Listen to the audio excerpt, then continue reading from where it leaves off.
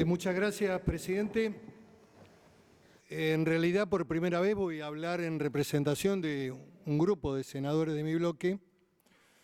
Nuestro bloque hoy va a votar en un ejercicio de libertad individual, con posiciones respetables de cada uno de los senadores que se han expedido a lo largo de este día largo y han fijado postura frente a este tema. Yo lo voy a hacer por la afirmativa, como lo dije con anterioridad. Considero fundamental resolver esta cuestión que está pendiente, tratar de resolverla con rapidez y con inteligencia y hacer un aporte pensando en el país. Recién el senador Rodríguez Sá recordaba a Perón, y Perón decía que primero estaba la patria, después está el movimiento y después los hombres. Y me parece que más allá, digamos, de la bandera y de los sentimientos que cada uno tenga, tenemos que llevar a la práctica lo que forma parte también de nuestra formación doctrinaria. Y me quiero referir en primer lugar a que estamos afrontando algo que no tiene que ver con una reestructuración de deuda. Las dos reestructuraciones ya se hicieron y con mucho éxito. Y los compañeros han hablado de estos dos hechos trascendentes de la vida de la República, llevados adelante por un presidente importante que tuvo el país en el peor momento de la crisis argentina, que fue Néstor Kirchner, que siempre tuvo en claro el objetivo no solamente económico, sino político del desendeudamiento, porque eso nos brindaba autonomía y decisión y libertad. Por lo tanto, el desendeudamiento fue una política de Estado. Y yo quiero recordar un hecho que se dio en el Salón Blanco, con la presencia del expresidente Raúl Alfonsín, donde el presidente Kirchner le agradece la presencia, donde informa al pueblo argentino el resultado de la primera reestructuración de deuda. Y le agradece a Raúl Alfonsín por su presencia y por su apoyo en el Congreso. Y dice que es un verdadero ejemplo y que tal vez Raúl Alfonsín tenía mucho más para perder estando ahí que no estando. Indudablemente era opositor político, pero le rescataba el gesto y reconocía en ese gesto una mirada de Estado, una mirada de interés del país para resolver una cuestión realmente muy grave. La primera reestructuración, fue altamente exitosa, hecha con una gran convicción. Yo recuerdo que algunos economistas argentinos, no quiero ser negativo esta noche, pero algunos incluso forman parte del equipo económico, están en algunos lugares del equipo económico, decían que había que hacer una oferta mayor, que no iba a alcanzar, que no iba a ser suficiente. El primer canje nos permitió llegar casi al 67%. Fue realmente muy importante, lo llevó adelante el ministro de Economía Lavagna, pero lo sostuvo la decisión política firme, convincente del presidente Kirchner. El segundo canje lo hizo la presidenta Cristina Fernández de Kirchner en el 2010 y fue un canje muy exitoso. En el medio hubo decisiones de este Congreso que tenían que ver con la firme convicción, y por eso se votó la ley Cerrojo, para tratar de tensionar desde el punto de vista político internacional para que los acreedores entraran en los canjes, y hicimos un gran esfuerzo y llegamos casi al 93%. Después voy a hacer algún breve repaso de los mensajes de ambos presidentes, porque también encierran en esos mensajes una visión de Estado. La presidenta Cristina Fernández de Kirchner, en oportunidad del segundo canje, habla de que la deuda, y también lo dice y lo reitera en un discurso de apertura de las sesiones del año 2011, dice que el problema de la deuda no era un problema de su gobierno. Incluso su gobierno heredó la deuda de gobiernos anteriores. El cambio de jurisdicción ya venía planteado desde la década del 90 y anteriormente con la dictadura. que fue la que hizo el gran endeudamiento. Yo el otro día veía a un exministro de Economía hablando en televisión y la verdad, a mí me preocupa cuando pasa eso, porque en el año 1980 ese ministro declaró pública la deuda privada. O sea, la deuda de empresarios privados se hizo cargo del Estado Nacional, 1980. Era presidente del Banco Central de la República Argentina. Luego tuvo la tragedia de la última etapa de la Alianza. Y hay algo que no me gusta, digamos, del proyecto de ley, que es el emplazamiento al Congreso. Eso me hace acordar al Cavallo de ese tiempo y al diseñador jurídico de Cavallo, que era Horacio Liendo. Siempre las leyes venían con plazo inexorable. Había que hacerlo porque se caía el mundo. Si no se votaba la ley, era el ajuste. Y si no, se prendía fuego a la pradera.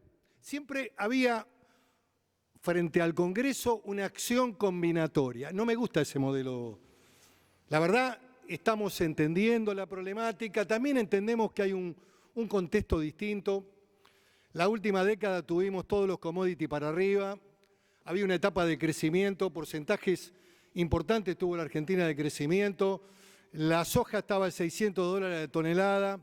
Teníamos una recaudación propia que nos permitía tener divisas en el Banco Central.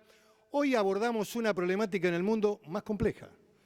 La soja está a la mitad del valor, los niveles de recaudación propia son menores, tenemos algunos problemas que son de déficit fiscal, no los que denuncia el gobierno,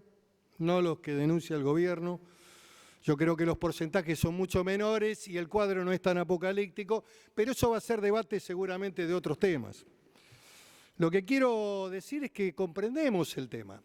Y comprendemos además que estamos frente a una sentencia. Esta no es una reestructuración. Y la sentencia tiene carácter coactivo y tiene una herramienta letal, que es el tema del sistema par y paso instalado por el juez Griesa, ratificado por la Cámara de Apelación en la Corte Segunda, donde ahora está la jurisdicción del expediente. Ahora tienen la llave del expediente. Esto fue lo que alertamos ese viernes por la noche, no para generar terrorismo ni acciones desequilibrantes, pero dijimos, bueno, acá pasó algo indudablemente.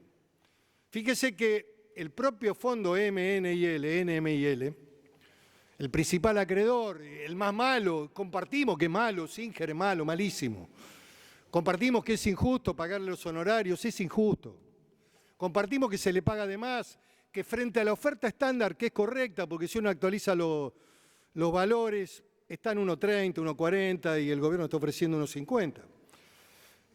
Pero Singer y otros acreedores, bonistas, que son los llamados Me Too, que tienen el mismo derecho, que son los que tienen el par y paso, tienen una herramienta que les dio este juez de primera instancia, que también podemos calificarlo como un juez también muy malo para los intereses argentinos, pero en Estados Unidos el sistema del precedente tiene indudablemente un valor fundamental, el cumplimiento de los contratos y el derecho de propiedad. Desde que se bajaron del Mayflower, los puritanos construyeron esos conceptos muy firmes que están arraigados en el sistema jurisprudencial. Y bueno, y esa es la jurisdicción a la que nos sometimos, no el gobierno anterior. Los anteriores gobiernos y la dictadura militar, porque indudablemente que emitir deuda externa tiene que permitirle a los acreedores de un país complejo como es la Argentina, que tiene cambios muy radicalizados, que pasamos de procesos de política de consumo, mirando la industria nacional y el crecimiento del empleo, a aperturas indiscriminadas, peligrosas, o a plantear, y en esto lo he dicho públicamente, también lo digo, a plantear la hipótesis del Acuerdo del Pacífico con países que no tienen ninguna industria nacional. Entonces ya sabemos, había una famosa propaganda en la etapa de la dictadura militar que mostraba las sillas, todas esas cosas que hemos vivido. Yo creo que hay que retomar relaciones bilaterales, me parece importante el diálogo con Estados Unidos, pero hay que hacerlo con cuidado y tratando de preservar el empleo, la industria nacional, el trabajo argentino. Son cosas que después, cuando impactan, cuando la pérdida de empleo impacta, lesiona fuertemente, y nosotros lo hemos dicho con prudencia, lo hemos dicho en el proceso de los 100 días que tiene este gobierno. Vemos sí con preocupación cuando aparecen aliados de la propia estructura política denunciándolo casi con una dureza extrema. Mire, nosotros hemos sido cuidadosos. A mí cuando me tocó hacer el balance de los primeros 90 días del gobierno en un diario importante de la Argentina, dije que había claros oscuros. Dije que había medidas que estaban en un rumbo correcto y otras que provocaban efectos negativos. La verdad, cuando yo la leo a la diputada Carrió, la verdad me preocupa. Me preocupa porque, y me preocupan otras cosas también. De repente la justicia federal era la mejor del mundo y había que pasar la causa Niman a la justicia federal. De repente es la justicia más oprobiosa y están todos los demonios allí. La verdad me preocupa. Me preocupa cuando se construye una cosmovisión parecida a la de la Revolución Francesa en el Comité de la Salud Pública y aparecen los jacobinos con la bandera de la ética. Todo gobierno tiene que tener un cierto nivel ético. Indudablemente, hay ejes centrales que tiene que tener la democracia, pero cuidado con esto, porque cuando los moderados y el centro pierde gravitación, aparecen estos puritanos que se llevan puesto todo.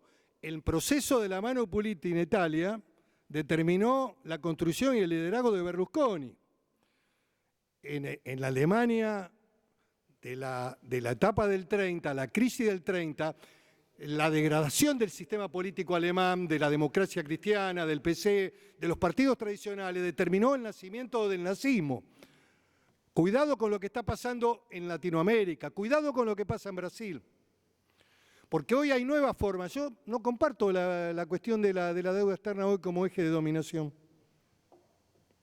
Ese era un tema y un factor de la década del 90. Yo creo que hoy hay otras construcciones más complejas, más sofisticadas, en donde se pone en juego la credibilidad de los gobiernos populares, de los gobiernos surgidos de una votación democrática, como su gobierno, que ha ganado el balotaje legítimamente. Y el descrédito es la primera etapa de un proceso de deslegitimación. Es lo que le está pasando hoy a la presidenta de Brasil. La pregunta es qué viene después de eso. La pregunta es qué viene después de eso. Entonces, a mí me preocupan este tipo de cuestiones. ¿Y qué digo? Bueno, estamos frente a una sentencia judicial que tiene el arma del par y paso, y acá hay que resolver esta cuestión. Y hoy la decisión que vamos a tomar, por lo menos en lo personal, hablo por lo mío y por un conjunto de compañeros senadores que han escuchado la voz de los gobernadores, han escuchado la voz de los economistas que han venido, las voces múltiples que ha dado la comisión. Me quedo con lo que manifestó, casi diría, la teoría del ingeniero, la teoría del puente, que es una buena metáfora. Construimos el 93% del puente, falta el 7%. Hay que tratar de terminarlo porque si no el puente no sirve para nada. No sé quién lo dijo hoy. Creo que... ¿Quién? Creo que... Senador de Santa Fe, me parece que lo mencionó. Senador Perotti. Correcto, compañero Perotti. Me parece muy brillante la definición que utilizó. El gobierno de la presidenta y del presidente han tenido una actitud de compromiso con pagar las obligaciones. Ha construido incluso un rumbo. Fíjense, además, que hasta creo que hemos sido lesionados en la buena fe. El acuerdo del Club de París debería haber servido como puntal para el apoyo europeo, para la renegociación con los buitres. Yo primero, la verdad, si hubiera tenido que tomar una decisión política, hubiera tratado de resolver el tema de los fondos que estaban en litigio en Nueva York. Pero bueno, la presidenta construyó un sendero, un camino, donde el esquema del desendeudamiento era el eje central. ¿Para qué? Para normalizar la situación de la Argentina. No para hacer del endeudamiento su política. Pero sí entendía que estar en el mundo, estar resuelto con todos los problemas. Y además yo creo que la historia le va a hacer un gran reconocimiento, tanto a ella como al expresidente Néstor Kirchner. porque además lo dijeron, dijo en un discurso la presidenta, este no es un problema de este gobierno y de mi presidencia. Este es un gobierno de todos los argentinos, es un problema de todos los argentinos, del país. Cuando demandan a la República Argentina, demandan a la República, no a la presidenta. Lo dijo en el discurso de apertura del 2011.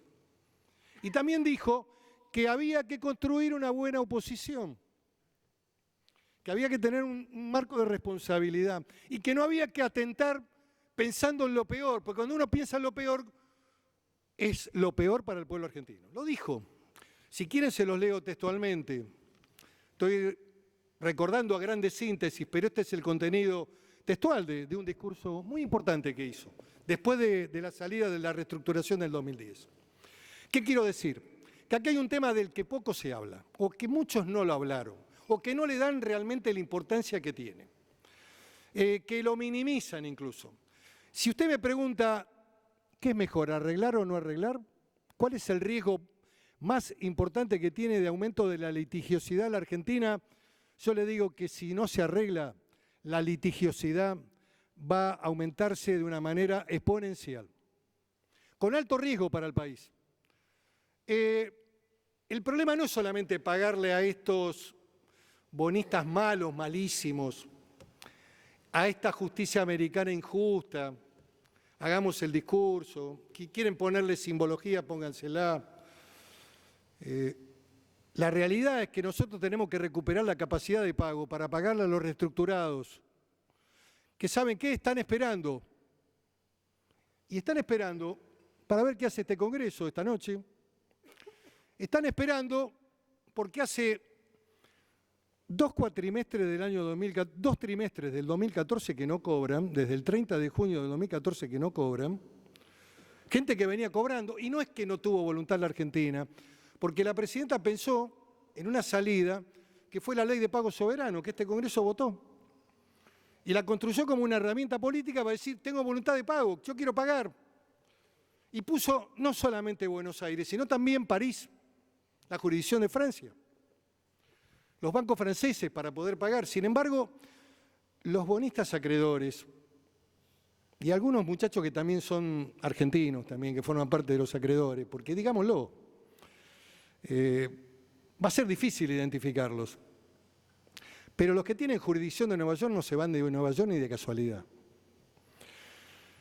A pesar de que depositábamos todos los meses en el Banco Nación, el monto que le depositábamos al Bonis de Nueva York, puntualmente durante todo el tiempo que gobernó Néstor Kirchner y la presidenta. Siempre depositamos y cumplimos con las dos reestructuraciones puntualmente. No dejamos de pagar un día. Se giraba, incluso hubo un debate sobre los fondos que iban al Bonis que dijimos que eran inembargables y que los colocábamos en la red y a partir del momento que se apretaba el botón desde Buenos Aires no podían ser embargados. Este debate lo dimos acá. Entonces, ha habido un compromiso efectivo. A mí no se me ocurrió hacer una teoría psicoanalítica y analizar al expresidente, con todo el respeto que le tuve y le tengo, y a la presidenta. Yo lo que analizo son los hechos, que son los que mandan en un sistema democrático, los hechos. ¿Qué hizo mi gobierno cuando le tocó gobernar? Intentó resolver el problema. Incluso lo intentó aún vigente con la cláusula Rufo. Lo intentó y enviando a los bancos nacionales en una operatoria difícil, porque estaba vigente todavía la cláusula Rufo. Hasta el 30 de diciembre del 2014, la cláusula Rufo estaba peligrosamente ahí al acecho. Si la Argentina arreglaba por encima de lo que le había dado a los acreedores en las dos reestructuraciones, corríamos serios riesgos de que se viralizara, que se planteara con legitimidad por parte de los reestructurados una demanda mayor en el mismo plano de lo que pagaba en ese momento. Incluso, miren, yo tengo un gran respeto por el presidente Fábrega del Banco Central, pero también considero que esa operación era riesgosa. Le doy la derecha a la presidenta y al ministro Kicillof. Hasta el 31 de diciembre del 2014 era riesgosa. ¿Sabe por qué? Porque los bancos nacionales de ADEVA, en muchos de esos bancos, el Estado Nacional, el Estado argentino, tiene porcentajes accionarios por la venta, por la transformación de las AFJP. El Estado era socio de muchos bancos que iban a pagar en esa operatoria de pago por subrogación. Y además se necesitaba imprescindiblemente, inexorablemente, la participación del Estado Nacional y del Banco Central en el asiento contable de a qué valor se pagaban los bonos. También eso podía abrir el camino de decir de los acreedores reestructurados, señores, ustedes violentaron la RUFO, lo hicieron con un pago por subrogación, con bancos con que el Estado son socios y había indudablemente riesgos. Así que hasta el 31 de diciembre, lo que hizo la presidenta, que en ese momento gobernaba la Argentina, fue cuidar la masa de acreedores del 93%. Y es correcto. Y yo creo que nosotros tuvimos, esto lo digo como hombre perteneciente a ese gobierno, una ventana entre enero y marzo para poder resolver este tema. Creo que tuvimos una oportunidad. Luego entramos en una catarata de elecciones interminables. Luego el proceso se politizó e indudablemente los bonistas, los que tenían una sentencia firme, ganada, con el juicio ganado, lo que menos son, porque además tienen los mejores abogados, son gente que se dedica, son estructuras económicas que se dedican a comprar bonos defaulteados de países en crisis. Están también detrás de los bonos de Grecia, están detrás de los bonos cuando se venden al 10% o al 15% del valor y, lógicamente, tienen la capacidad de esperar, tienen una paciencia infinita, litigan en una jurisdicción que conocen, tienen los mejores abogados y tienen vínculos políticos. Los tienen. Políticos dentro de la propia estructura del Parlamento. Los tienen.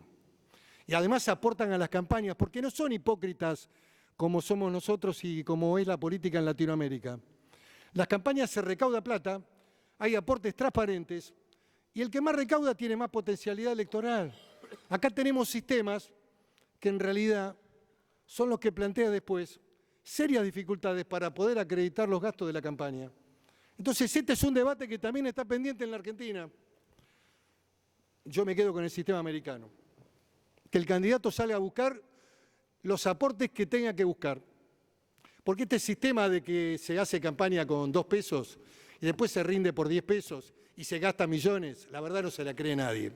Pero este es otro de los problemas que tenemos también en la estructura, digamos, de funcionamiento de las democracias en Latinoamérica. Este no es un problema solamente de la Argentina. O resolvemos ser como Francia y a todos los ponemos iguales y todo el Estado paga todo y nadie va a poner publicidad en la televisión o en los diarios, o somos como Estados Unidos. Entonces blanqueamos todo y se acaba este tema. ¿Qué quiero decir?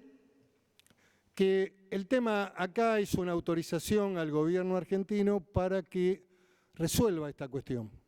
Y es una autorización que el Parlamento da con un efecto, diría, de condición suspensiva. La reforma que hizo la Cámara de Diputados es muy seria y muy responsable. Y la hizo mirando la recuperación de la jurisdicción que hizo la Corte Segunda de la Cámara de Apelaciones de Nueva York. Dijo, señores, la Cámara dijo, señor juez, a la decisión que usted tomó el día 2 de marzo de levantar las cautelares, si la Argentina cumple con el levantamiento del cerrojo y con el levantamiento de la ley de pago soberano, yo levanto las cautelares. Usted, señor, no levante nada, yo quiero escuchar a los acreedores. Incluso el Fondo Singer, que había arreglado, también peticionó el levantamiento de las cautelares, porque tiene duda de que la Argentina pueda cumplir. Aún levantando todo, ellos tienen dudas.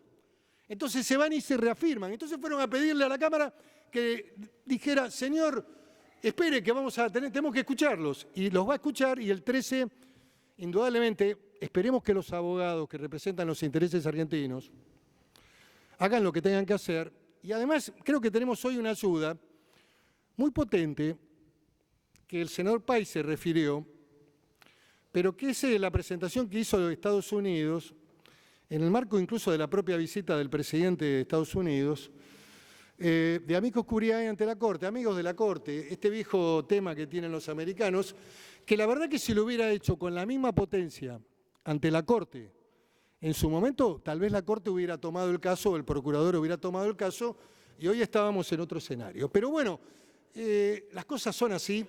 Lo que digo es que la potencia comunicacional de la presentación de Estados Unidos frente a la Cámara de Apelaciones para pedirle que levante las cautelares es fuertísima.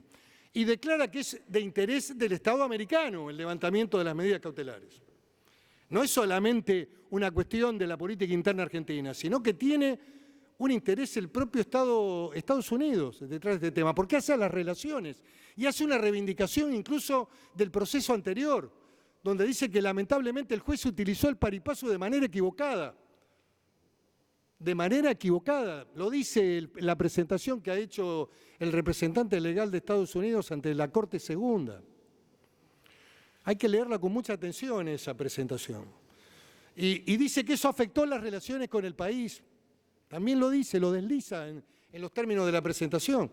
El no haber tenido un juez que hubiera tenido mayor ecuanimidad, mayor equilibrio, porque el problema central es que impide el cumplimiento de las obligaciones a los acreedores que entraron en los dos canjes y que indudablemente, si la señal que brindáramos esta noche o la que se plantee en el corto plazo de incumplimiento va a determinar la aceleración de los bonistas en los títulos que son iguales. ¿Cuánto van a esperar? Hace 1 año y 10 meses que no cobran. 1 año y 10 meses. Llevan 2 trimestres del año 2014 y 4 trimestres del año 2015 y va a vencerse el primer trimestre del 2016. Y están esperándonos, además. Están mirando esto. Están viendo, indudablemente, ¿qué van a tardar en acelerar el cobro? Porque acá lo que nadie explica es qué pasa si no se arregla esto. Porque está bien el planteo. Yo comparto los lineamientos de muchos senadores que se han expresado. Los comparto. Además, acá se invocó también... Dígale que se callen allá arriba. Dígale que me molestan cuando están hablando ahí arriba. No sé quiénes son los que hablan. Vamos a pedir, por favor, que se haga silencio en el piso de arriba. Sí, señor senador. Se invocó la resolución de Naciones Unidas.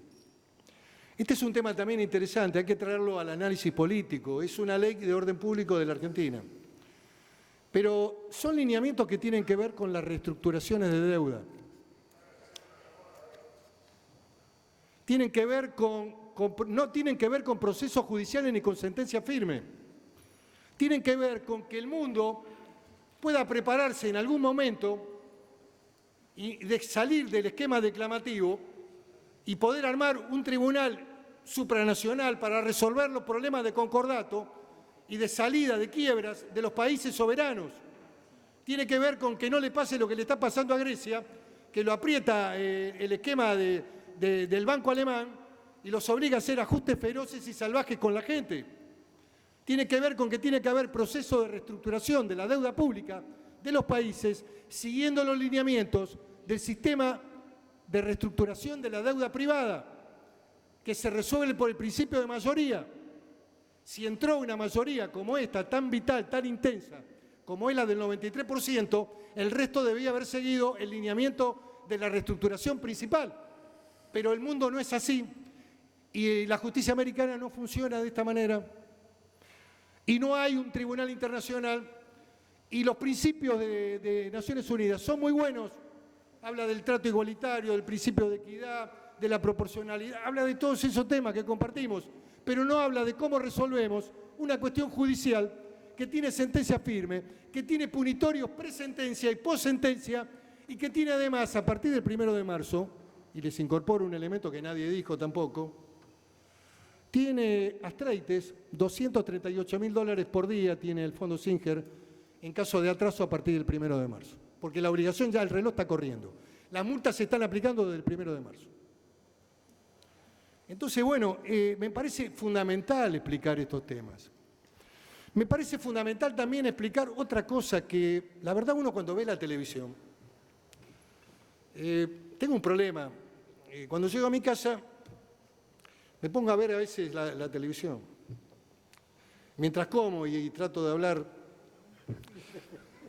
con la mitad del oído, trato de dialogar y con la otra mitad escucho lo que dicen. Ayer miraba la televisión y en un canal de noticias se decía: el argentino va a contraer nueva deuda. Va a volver a emitir deuda y va a endeudarse de nuevo. Esa era la noticia.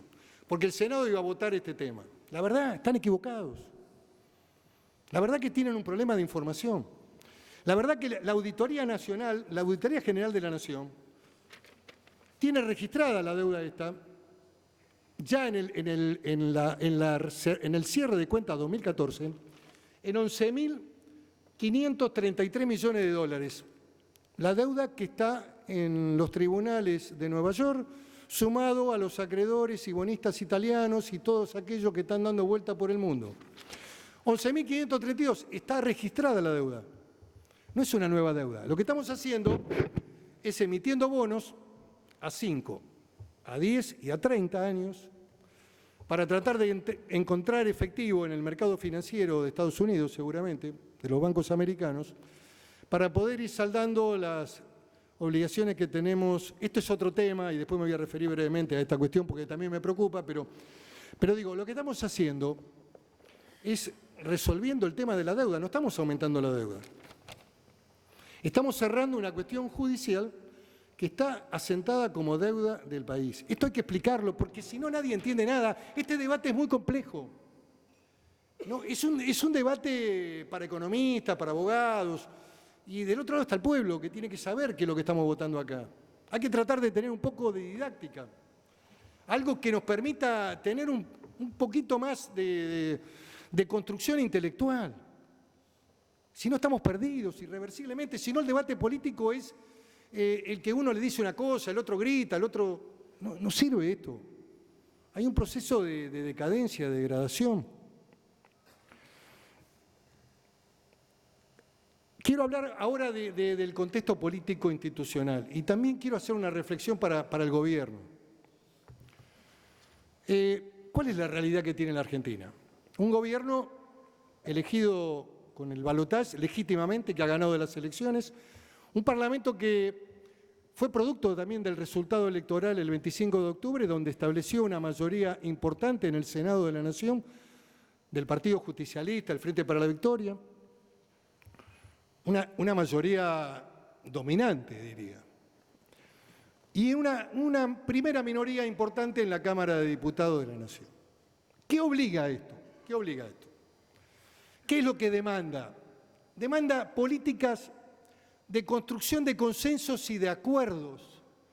Si no, inevitablemente el gobierno va a entrar en el camino del decreto de necesidad y urgencia, un camino equivocado en los primeros días del gobierno. Un error increíble haber querido hacer jurar a los jueces de la Corte por decreto. Sinceramente, yo a esos asesores los echo a patadas. No pueden hacerlo equivocar al presidente de esta manera. Y y demanda la necesidad también de construir una oposición que sea democrática y los consensos y un modelo de acción para este año parlamentario. Yo lo planteé a principios de febrero, después de la reunión de los gobernadores, que tienen la obligación de gobernar provincias, que tienen dificultades fiscales y económicas, porque además no puede irle bien una provincia si al país le va mal, y si al país no tiene en cuenta los problemas de la provincia y las provincias se empiezan a incendiar, este proceso ya lo vivimos. No va a faltar seguramente la voz de algún economista de estos muchachos que están ahí instalados por abajo, que no los ven, y que empiecen a decir que el problema del país está en las provincias y que tengamos que volver a darle la máquina con los bonos en la provincia para poder sobrevivir. Ya la vivimos esta. Ni tampoco que esto sea una carrera loca del endeudamiento de las provincias. Porque cuando salga la Nación a emitir bonos para endeudarse en el mercado, cuando salgan las... Miren, la experiencia es muy reciente. La verdad es lamentable. Una de las causas por las que tenemos que arreglar este problema es que tenemos que bajar la tasa de interés de los acreedores internacionales cuando nos prestan. La provincia de Buenos Aires, la señora gobernadora, con toda la buena intención que la caracteriza, tomó deuda al 9,7. Creo que algunos países africanos de la República Centroafricana, que está lleno en la Argentina de centroafricanos y senegaleses, ninguno en actividad lícita. La mayoría está aquí en la ciudad de Buenos Aires, vendiendo productos ilícitos y de contrabando. Y nadie se ocupa de ese tema, no existe ese tema. A nadie le importa ese tema, pero no importa. Ese es otro tema que vamos a debatir también en este Congreso. Pero repúblicas totalmente inexistentes, bananeras, con gobiernos que caen uno tras de otro y tienen que intervenir las Naciones Unidas para tratar de mantener la vida de la gente. Toman crédito al 10%, al 9%. Nosotros estamos sacando con tasa de interés y lo mostramos como un gran logro tomar 1.200 millones de dólares para la provincia de Buenos Aires, una provincia que tiene una complejidad extraordinaria, que reaparece el secuestro extorsivo y que secuestran a una familia, a la mujer y a la hijo, y se lo llevan y le dicen, trae la guita al Puente de la Noria, porque si no pones la plata, te matamos a tu mujer, y pasa todos los días esto. 1.200 millones, 9,7. Cuando Bolivia toma tasa de interés al 5%. Y este es un problema que tenemos que resolver. Lo tenemos que resolver. Yo creo que es mucho más complejo para el país no acordar que acordar. Yo creo que si no acordamos, el proceso de aceleración de deuda se pone en marcha porque los acreedores los reestructurados tienen paciencia, pero no son tontos. Pueden esperar casi 2 años para poder cobrar, porque han visto que además la Argentina ha depositado en el Banco Nación, y cuando se abra el proceso de levantamiento de las cautelares, que espero que la Cámara siente en ese fallo un precedente también, y que los próximos acreedores, si es que queda alguno volando, algún vivo que esté por ahí dando vuelta y que quiera sacar mayores ventajas, se presente de nuevo, no tenga el paripasu, no lo tenga más el paripasu. Porque este es el principal problema que tiene la Argentina. Que esta gente que está allí en el juzgado de Griesa tiene un arma letal porque no nos impide pagarle a los que entraron, que es el 93%. Y esa deuda reestructurada con mucho esfuerzo por el gobierno de Néstor Kirchner y de la presidenta se puede caer precisamente por la aceleración. Si se junta un 25% de bonistas ya en este momento, de títulos iguales, la deuda se puede viralizar a 28, 30, 38, según la opinión de los economistas. Por lo tanto, ahí empiezan las verdaderas complejidades del país. Quiero terminar con el contexto de la política. Yo había planteado en el mes de febrero un acuerdo, podíamos ponerle distintos nombres, había algunos nombres que tenían que ver con estos 200 años de la independencia. Digamos, el acuerdo del Bicentenario, hasta era un nombre que tenía trascendencia histórica. Un acuerdo que planteara cuáles eran los temas de la agenda del gobierno nacional y cuáles eran los temas que tenían las provincias por delante para poder resolverlo. ¿Con qué me contestaron? Con un planteo realmente descalificante. Alguien dijo que no hacían canje, qué sé yo, estupideces. ¿Saben cuál es el problema? Cuando los acuerdos son espurios y oscuros y se hacen debajo de la mesa con beneficio de parte o cobros ilegales o coimas. Pero cuando los países hacen grandes acuerdos nacionales, como fue España en la salida de la democracia española con la Moncloa, como otros países que han puesto en marcha mecanismos institucionales de acuerdo político, indudablemente esos acuerdos son respetados por la sociedad y son valorados por la sociedad y encierran caminos de consenso y de concertación. Por supuesto que el gobierno no puede hacer lo que quiera, porque ganó, pero tiene que gobernar con un parlamento que tiene indudablemente una mayoría en contra. Ahora, hay que encontrar los caminos, hay que encontrar el diálogo, hay que encontrar los niveles de consenso responsable y de política institucional. Hay que tener ministros que tengan una visión política. La política no es mala palabra en este país. Realmente es preocupante eso, es preocupante. Les digo, reflexionen sobre ese camino, reflexionen sobre eso. Porque si no, el crédito se les va a agotar rápido. Hay problemas que claro que nos preocupan. Y también cuando los ajustes son muy brutales. Yo no entiendo, la verdad no entiendo. Al gobierno a veces me cuesta entenderlo. Yo lo leía a Durán Barba, un tipo al que respeto, tiene un nivel de inteligencia, un asesor importante. Decía, no, las medidas tienen que ser graduales, porque si el gobierno impacta de una manera brutal en el ajuste, la primera imagen que se instale del gobierno va a ser negativa y eso se va a consolidar durante todo el proceso del gobierno. Muy bien, la verdad, inteligente.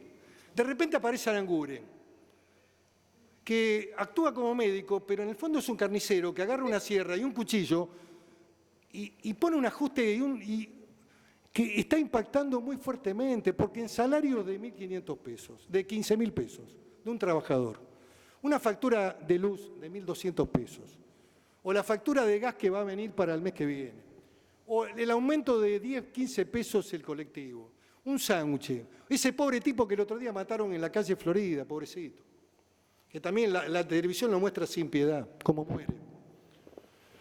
Ese hombre que venía a laburar de cerrajero. Yo digo, ¿cómo llega esa persona a fin de mes? Hay que repensar lo que están haciendo. Se los decimos desde la experiencia de haber gobernado este país en el peor momento de la Argentina. En el peor momento, el más crítico. Yo me recuerdo que había noches, estaba Alfonsín acá, que no podíamos salir de este Congreso. Entonces hay que tener mucho cuidado y me parece que hay que abrir un diálogo de política institucional donde los partidos tienen que ser protagonistas, en donde tiene que haber acuerdos parlamentarios, donde no pueden hacer lo que quieren. No pueden modificar una ley, poner una ley de derribo un día porque un ministro se levantó con esa idea brillante, es una estupidez absoluta. La Argentina no tiene ni un avión. El otro día la canciller fue a la cumbre del desarme. Somos un país desarmado, tenemos que recuperar la capacidad de tener por lo menos defensa y fuerzas armadas. Estamos haciendo, digamos, política internacional para llegar a las Naciones Unidas. Quiero ser honesto con quiero decir lo que pienso. Miren, yo tuve un proceso de lealtad indisoluble con mi gobierno. Hasta el último día, hasta el último minuto. Mi último intento fue sacar la ley del turbio, porque era un problema importante para la provincia de Santa Cruz, donde hay trabajadores que están desocupados. Y lo vamos a intentar. Vamos a sacar dictamen en la comisión. Pero la presidenta cuando se fue y nos despidió en Olivos, nos dijo, hay que tratar de ayudar al gobierno, no hay que bloquear. Ahora viene un debate mucho más horizontal. Y bueno, yo he recuperado la capacidad de pensar y reflexionar y de decir lo que realmente pienso. Ya no estoy atado por las obligaciones que me determinaba ser gobierno y ser oficialismo. Y yo asumo al peronismo con toda la historia, con la defensa de todos los gobiernos, con lo que fue el peronismo del 70, con las horas dramáticas, con la violencia, con todo lo que vivimos, lo que fue el gobierno de Carlos Menem, con el voto popular además, que tuvo legitimación en la segunda oportunidad con cerca del 50%, con lo que fue el periodo de 12 años, con lo que nos tocó gobernar en las crisis. Siempre hemos sido un partido de acción y de gobierno y hemos dado la cara, con errores y con aciertos. Y yo no asumo al peronismo con beneficio de inventario, no lo asumo con el discurso nostálgico del domingo a la tarde, la melancolía que a uno lo atrapa el domingo por la tarde. Lo asumo con todos los claros oscuros que tiene mi partido y defiendo cada una de las acciones. El otro día leí a un comentarista en un diario gráfico, decía, no, Pichetto ahora, claro, cambió decía que antes no había que discutir, y por supuesto, es una tontería lo que dicen cosas. Mañana van a decir, gran triunfo del gobierno. La verdad, no hay nada para festejar acá. Y espero que no tengan esos títulos tontos. Espero que la prensa argentina tenga una valoración distinta desde el punto de vista de que el resultado de esta noche le permite a la Argentina la posibilidad de resolver esta cuestión compleja, dramática, y de tratar de reordenar el proceso de la deuda reestructurada para que no se caiga. Yo creo que el riesgo de que se caiga o que se acelere es mucho mayor si no se acuerda. Esta es mi posición, la he sostenido durante todo el debate. Quiero hacer una última reflexión. Pídanle la renuncia al Procurador del Tesoro. Pídansela. ¿Sabe por qué? Porque el gobierno también necesita de gente valiente. Hay que dar la cara por el gobierno. Este informe que hizo el Procurador es lamentable. Es lamentable. Derivó todo a los estudios jurídicos de Estados Unidos. Me parece que es importante que se comprometan con el gobierno, que se jueguen. Gobernar es asumir los riesgos. Nosotros vamos a darle el aval, pero el compromiso del gobierno frente a la negociación. Esperemos que negocien bien, no tienen mucha flexibilidad. Si bien los acuerdos, como dijo la senadora Lavado, eran de carácter preliminar, no los pueden modificar sustancialmente. Quiero decirle cuál es el alcance que tienen. Sé que está el ministro por acá escuchándome. Si bien se ha autorizado a la autoridad de aplicación por los términos del artículo 6 a efectuar enmiendas o adendas, ellas han sido limitadas por la expresión, en tanto no modifiquen su objeto, sus condiciones económicas y sus términos y condiciones. No va a ser cosa que de alguno de los acuerdos que vamos a votar aparezca alguna cifra duplicada, porque no pueden cambiar las condiciones económicas de los acuerdos. Tienen el deber de esmerarse y de trabajar para consolidar los acuerdos que por lo menos le ha mostrado el Congreso. Creo que también es importante que el Congreso debata y discuta. Me parece que esto es un tema trascendente y yo estoy de acuerdo con el senador Rodríguez Sá. Y yo, la verdad, mi bloque votó y dictaminó el proyecto de ley. Nos faltaron algunas firmas, lamentablemente, si no la hubiéramos estado tratando hoy. Porque a mí me interesa también que el futuro no sea el futuro del endeudamiento indiscriminado, del endeudamiento sin fin para cubrir déficit fiscal o para gasto corriente. La verdad, además le digo una cosa, también lo dijeron esta noche acá. Nosotros autorizamos, fíjense, la verdad que la presidenta tenía confianza en el triunfo. Porque yo la llamé, habíamos hablado con algunos senadores, yo la llamé, digo, vamos a votar el presupuesto antes del balotaje, ¿por qué no esperamos? Dijo, no, ustedes tienen que votar. ¿Y el presupuesto sabe qué autoriza? Un endeudamiento de 58.000 millones de dólares para hacer obra pública. Y está detallada la obra pública. Están todas las obras trascendentes de la Argentina. Y autoriza 540.000 millones de pesos también para endeudamiento. La verdad, si hubiéramos especulado, a lo mejor después del balotaje no votábamos ese presupuesto. Sin embargo, lo votamos. Por orden de ella lo votamos. Eso también lo tienen en el haber. Lo tienen en el haber. Tienen que hacer uso responsable de esa autorización que ya la tienen votada. Porque eso forma parte del presupuesto del año 2016. No quiero aburrirlos más. Estamos votando en lo personal y creo que con otros compañeros en general y en particular, porque creo que no se puede perder tiempo. Si hacemos las cosas, hay que hacerlas sin culpa. Hay un buen libro de Marcos Aguinis, del primer Aguinis, el de la cruz invertida, el de El elogio de la culpa, que yo lo leí, no el de este Aguinis, que tiene una visión gorila de la historia, que dice que, bueno, la culpa es un problema cristiano. Yo no lo tengo, ese problema.